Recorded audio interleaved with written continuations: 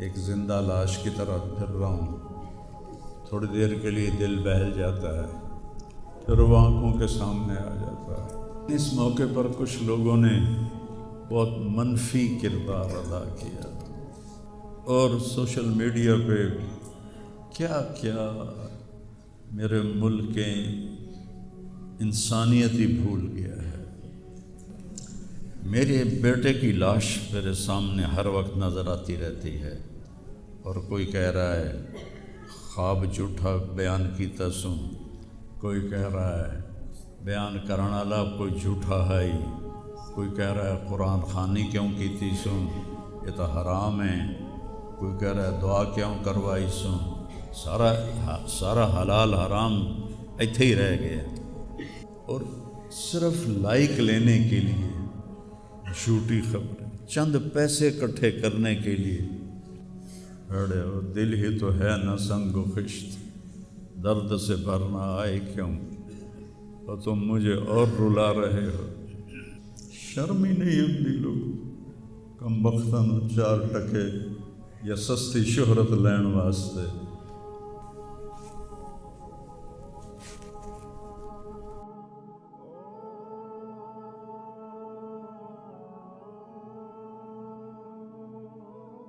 شکر ہے بہت لوگوں نے تعزیت کی، لیکن اس موقع پر کچھ لوگوں نے بہت منفی کردار ادا کیا۔ میں ایک جوان بیٹے کی میت اٹھا رہا ہوں اور اس کو قبر میں اتار رہا ہوں، اور سوشل میڈیا پہ کیا کیا میرے ملک کے انسانیت ہی بھول گیا ہے۔ اسلام کو پتہ نہیں کیا بنا دیا ہے۔ اسلام تو آتا ہے جب نبی کی زندگی سامنے ہوتی ہے،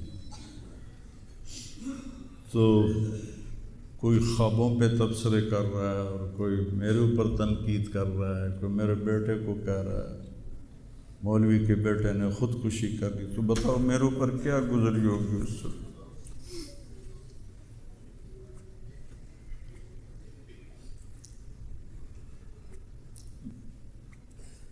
حضرت عمرو بن ابسہ سے پوچھا یا رسول اللہ، سب سے اعلیٰ درجے کا اسلام کیا ہے؟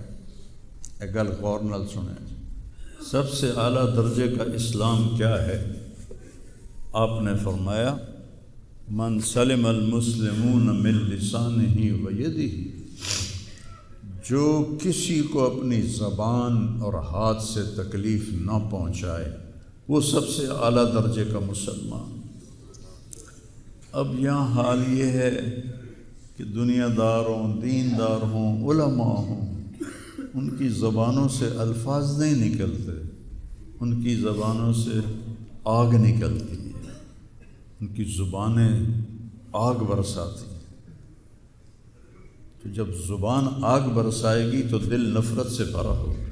لیکن میں نے کہا یا اللہ، میں نے تجھ سے وعدہ کیا تھا کہ میں اپنی وجہ سے کبھی کسی سے نفرت نہیں کروں گا، کسی سے بغض نہیں رکھوں گا، کسی سے قطع تعلق نہیں کروں گا۔ آج مجھے یہ وعدہ پورا کرنے میں زور لگانا پڑ رہا ہے کہ ایک طرف مجھے اپنے بیٹے کی لاش نظر آتی ہے، ایک طرف ان نادانوں کے تبصرے نظر آتے ہیں۔ میں کسی کا نام نہیں لیتا، بھرا پڑا ہے سوشل میڈیا، اور اتنی جھوٹی خبریں، اتنی جھوٹی خبریں، اتنی جھوٹ، زخم پہ مرہم لگاتے ہیں یا نمک چھڑکتے ہیں، اور وہ اسلام سمجھ کے کر رہے ہیں۔ میرے بیٹے کی لاش میرے سامنے ہر وقت نظر آتی رہتی ہے، اور کوئی کہہ رہا ہے خواب جھوٹا بیان کیتا سوں، کوئی کہہ رہا ہے بیان کرنے والا کوئی جھوٹا ہے ہی، کوئی کہہ رہا ہے قرآن خوانی کیوں کیتی سوں، یہ تو حرام ہے، کوئی کہہ رہا ہے دعا کیوں کروائی سوں۔ سارا حلال حرام ایتھے ہی رہ گیا۔ ایک زخمی باپ کے زخم پر پھنبا رکھنے کی بجائے میں نے بڑے انسان زندگی میں صدمے دیکھتا ہے، ناگواریاں دیکھتا ہے، میں نے بڑی بڑی ناگواریاں دیکھی، لیکن عاصم کی ناگواری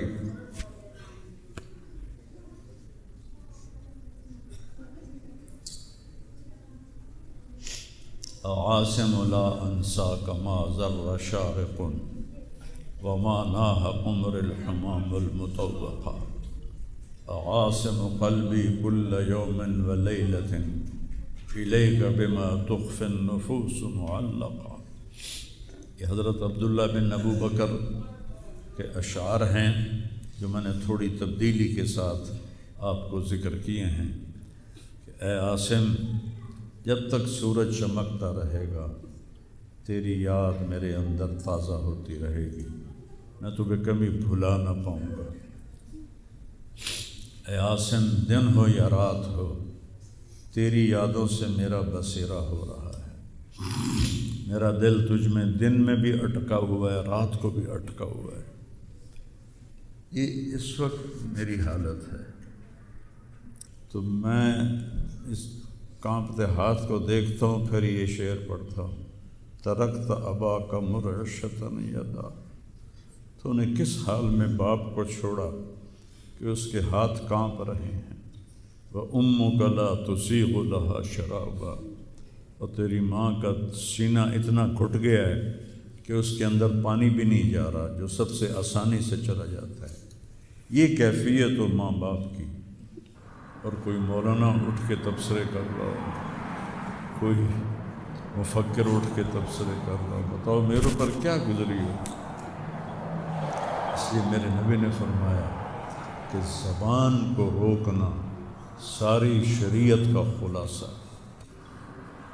دین بیان کرتے ہوئے جن کی زبانیں زہر بن جائیں اور شعلے برسائیں، ان کو بھگتنا پڑے گا آخر۔